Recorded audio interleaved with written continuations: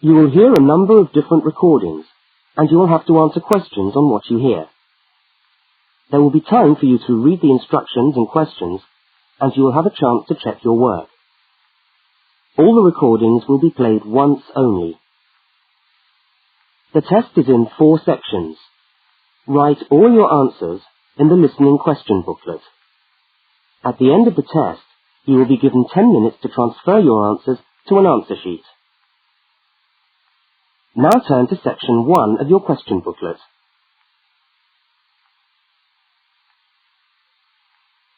Section 1. In this section, you will hear 2 overseas students, Kate and Lukey, being interviewed by a university counsellor. First look at questions 1 to 5.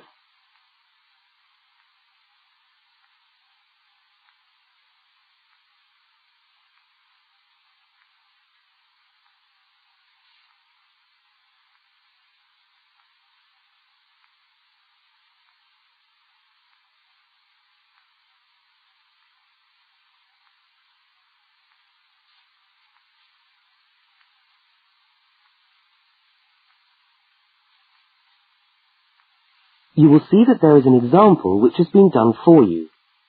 On this occasion only, the conversation relating to the example will be played first.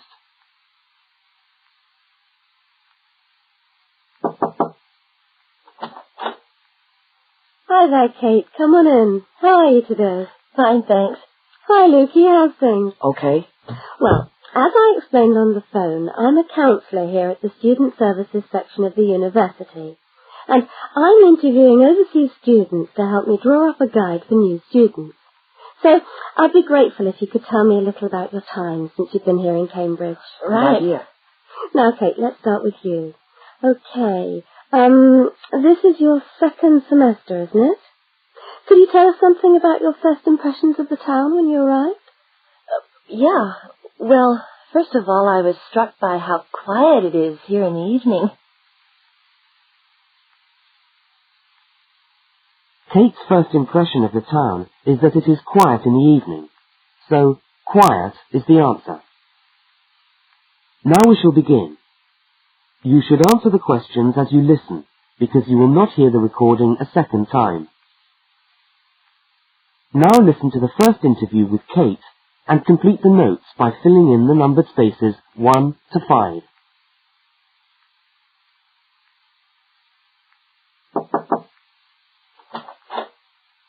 Hi there, Kate. Come on in. How are you today? Fine, thanks. Hi, Lukey. How's things? Okay. Well, as I explained on the phone, I'm a counsellor here at the Student Services section of the university. And I'm interviewing overseas students to help me draw up a guide for new students. So I'd be grateful if you could tell me a little about your time since you've been here in Cambridge. Right. Yeah. Now, Kate, let's start with you. Okay. This is your 2nd semester, isn't it? Could you tell us something about your first impressions of the town when you arrived? Yeah. Well, first of all, I was struck by how quiet it is here in the evening. Yeah, I suppose Cambridge is a quiet place. Where did you live when you first arrived? Well, I went straight into student accommodation. It was a kind of student hostel. Ah, right. So, you didn't have to worry about doing your own cooking or anything like that? No, but sometimes I wished I had. The food at the hostel was awful. Oh, dear. But how were the other students? To be honest, I haven't managed to make many friends, even though the place is full. People seem to keep to themselves. They're not really very friendly. Oh, I'm sorry to hear that. Well, what about the actual course? You're studying, I'm doing a master's by coursework in environmental studies. Oh, right. And how are you finding that? Yeah, well, it's been pretty good, really. I've enjoyed the course, but I feel there hasn't been enough contact with the lecturers. Oh. They all seem to be incredibly busy. The only chance I've really had to talk to them was on the field trip. Well, that's no good. Mm-mm. Could anything be done to improve the course, in your opinion? Well, I think it would be helpful to have meetings with lecturers on the course. Say, once a fortnight, something like that. Regular meetings. Yes, that could certainly help. Now, Kate, we'll come back to you in a minute, but I'd just like to ask Lucy some questions. Before they continue the interview, look at questions 6 to 10.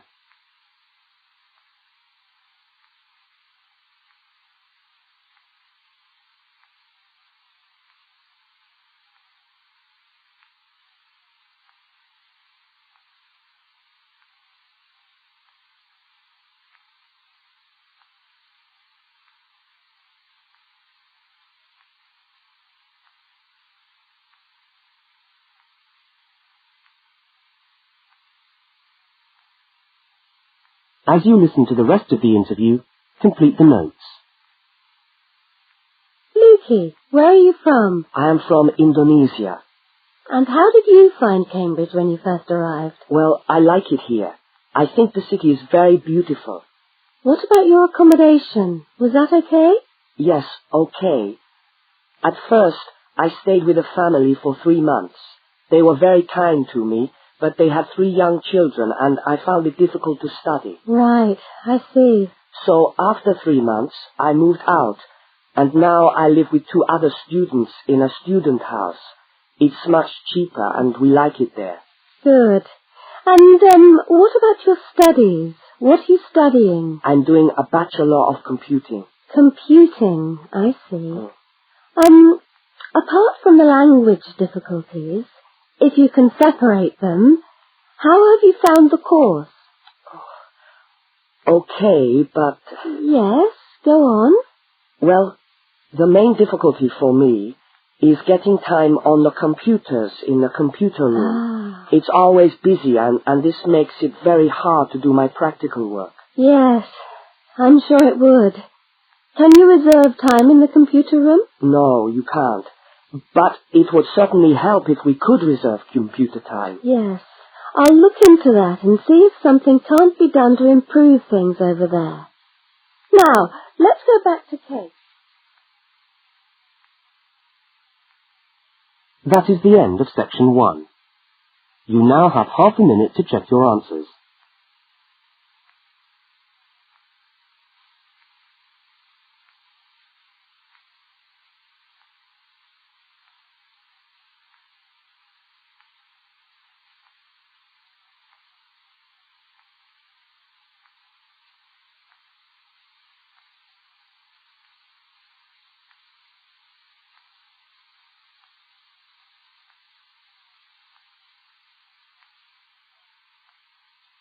Now turn to section 2.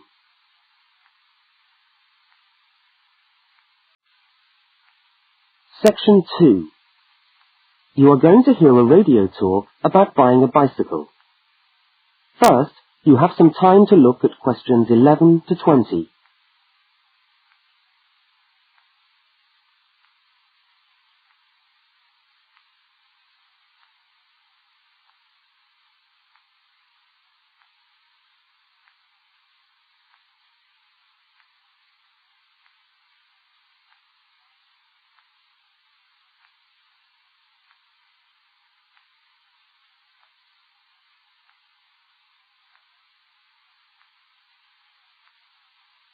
Now listen to the first part of the talk and complete the notes by filling in the numbered spaces 11 to 20. Well, last week we talked about buying camping equipment, and today I'd like to talk to you about buying a bicycle. A simple enough exercise, you might imagine, but there are lots of things to look out for to make sure you get the best deal for your money. Well, the range of bicycles is enormous. There are racing bikes, touring bikes, mountain bikes, or just plain ordinary bikes for riding around town. They vary enormously in 2 basic ways: price and quality.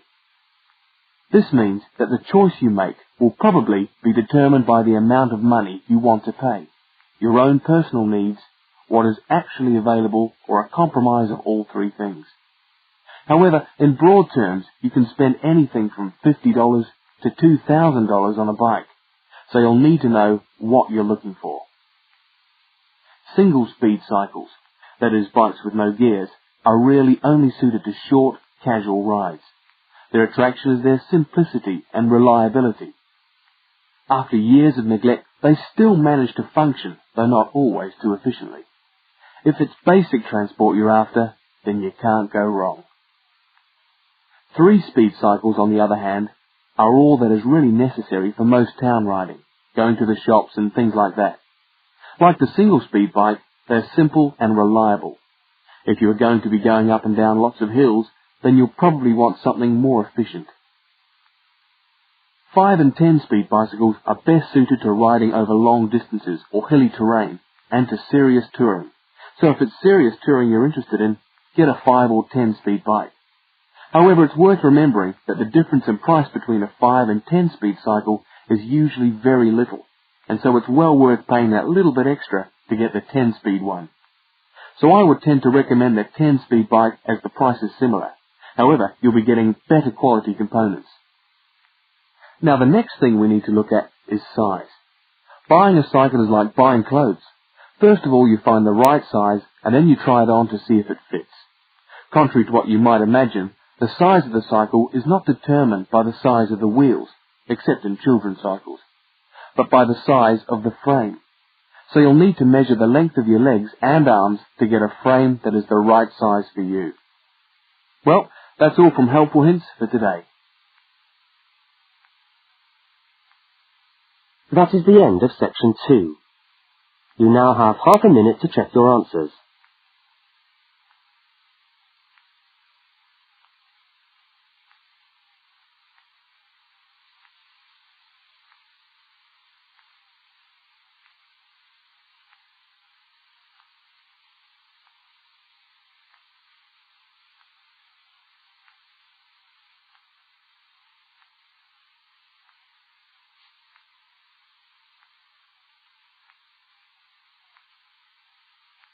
Now turn to section 3.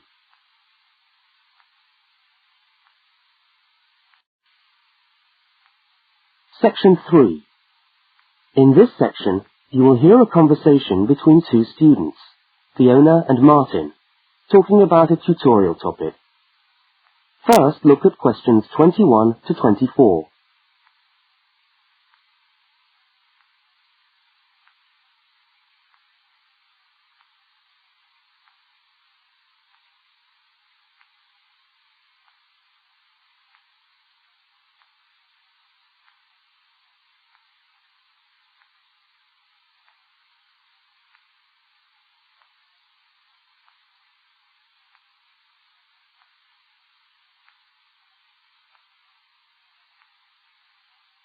Now listen and answer questions 21 to 24. Hi there, Martin. How are you going with your Australian Studies tutorial paper? Oh, good. I finished it, actually. Lucky you. What did you do it on? I'm still trying to find an interesting topic. Well, after some consideration, I decided to look at the history of banana growing in Australia. Banana growing? Yeah, banana growing. Fascinating, I'm sure. Well, it's not as boring as you'd think. And I wanted to tie it into the work I've been doing on primary industries and the economy. Anyway, I bet there are a few things you didn't know about bananas. Such as? Such as the fact that bananas were among the first plants ever to be domesticated. Oh, really? Yeah, they're an extremely nourishing food. I suppose you're going to tell me the whole history of banana growing now, aren't you? Well, it'll be a good practice run for my tutorial next week. I'll do the same for you sometime. Okay, fire away. So where were these bananas first domesticated? According to my research, the Cavendish banana, which is a type of banana, and the first type to be cultivated here, actually originated in China, but they had a fairly roundabout route before they got to Australia. You mean they didn't go straight from China to Australia? No, they didn't. It seems that in 1826, bananas were taken from South China to England. I suppose they'd have made a welcome addition to the English diet. Yes, I'm sure. Well, apparently there was an English duke who was particularly fond of bananas, and he used to cultivate them in his hothouse, which is where you have to grow them in England, of course, because of the cool climate. And they became quite popular in the UK. So he was the one responsible for cultivating the Cavendish banana, which was then introduced into Australia. I see, and we've been growing them ever since. Yeah. Now look at questions 25 to 32.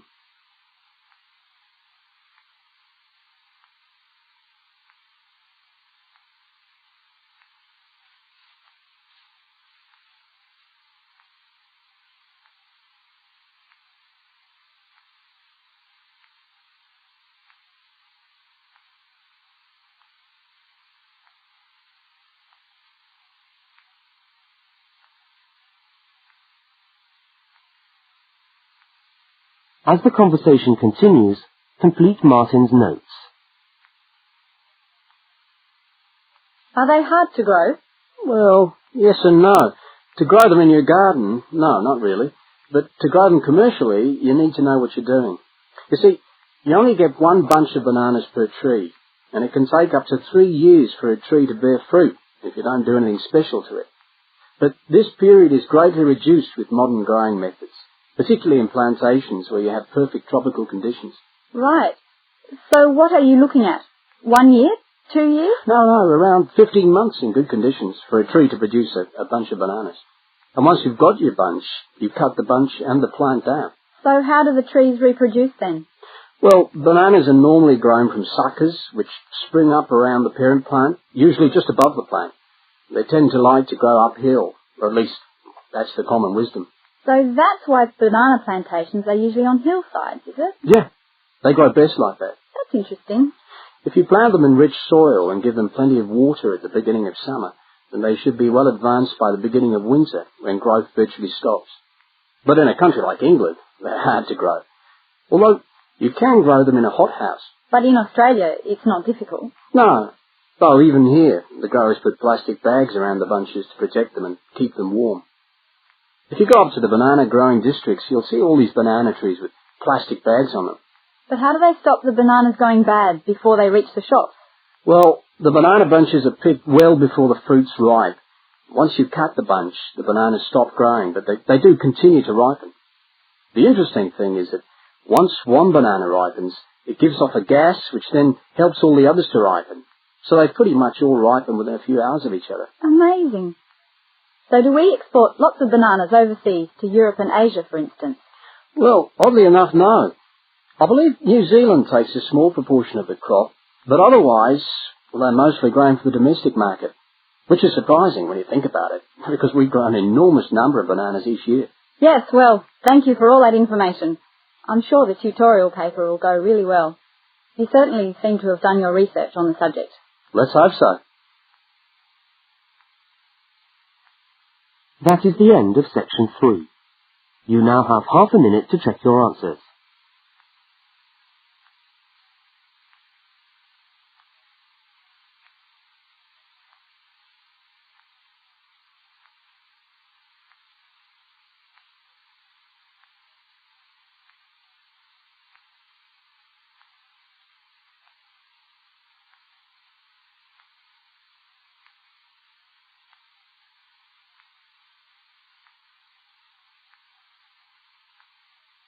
Now turn to section 4.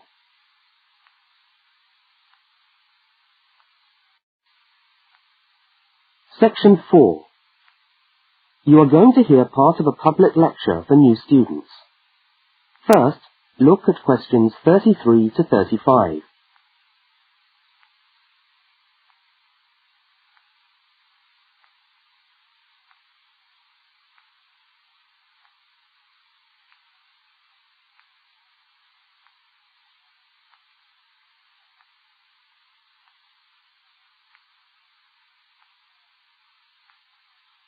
Now listen and answer questions 33 to 35.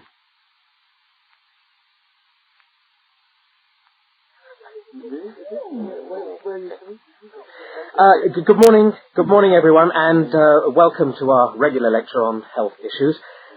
This series of lectures is organised by the Students' Union and is part of the Union's attempt to help you, the students of this university, to stay healthy while coping with study and social life at the same time. So, it's a great pleasure for me to welcome back Ms. Diane Greenbaum, who is a professional dietitian and who has been kind enough to give up her time in what I know is a very hectic schedule to come along and talk to us today. Thank you. Thank you very much, John. May I say it's a pleasure to be back. Now, stresses at university, being away from home and having to look after yourselves, learning your way around the campus, all contribute to making it quite hard sometimes to ensure that your diet is adequate. So, today, I'm going to talk about ways of making sure that you eat well, while at the same time staying within your budget.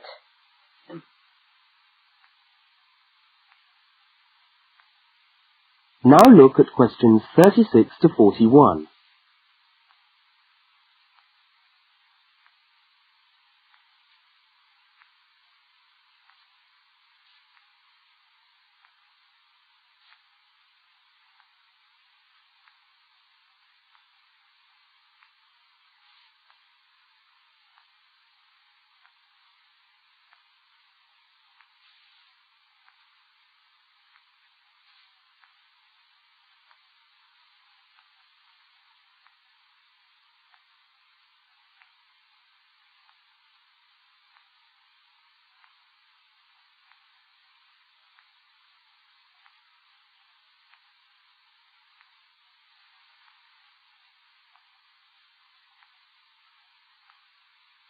As you listen to the second part of the lecture, complete the notes and diagram in the spaces provided.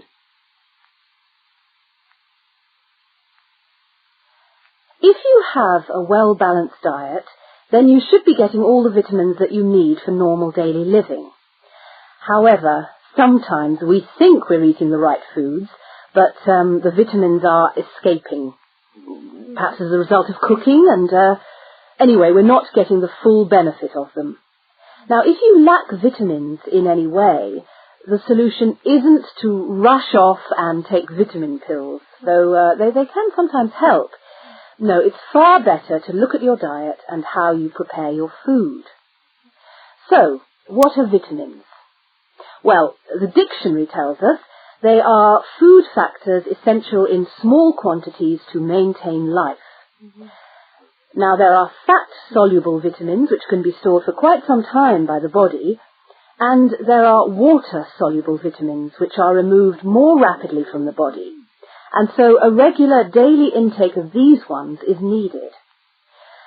Okay, so how can you ensure that your diet contains enough of the vitamins you need? Well, first of all, you may have to establish some new eating habits. No more chips at the uni canteen, I'm afraid. Now, firstly, you must eat a variety of foods. Then you need to ensure that you eat at least 4 servings of fruit and vegetables daily.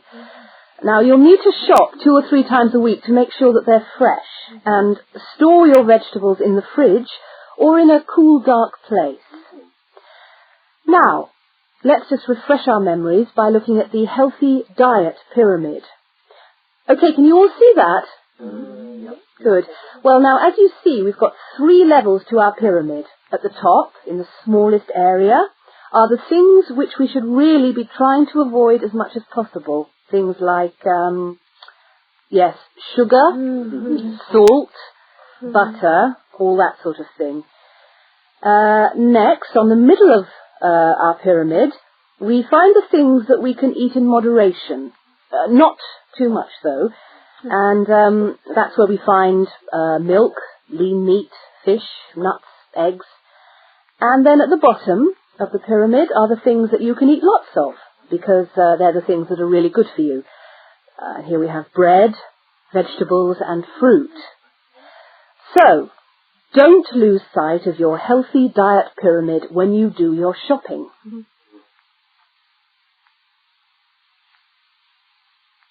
That is the end of section 4. You now have half a minute to check your answers.